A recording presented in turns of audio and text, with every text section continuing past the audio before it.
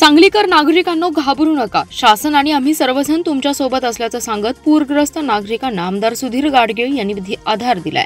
अलमट्टीतून विसर्ग वाढवण्यासाठी सुद्धा मुख्यमंत्री शिंदे आणि फडणवीस यांनी कर्नाटक शासनाबरोबर सातत्याने प्रयत्न सुरू ठेवले असल्याचं त्यांनी सांगितलं.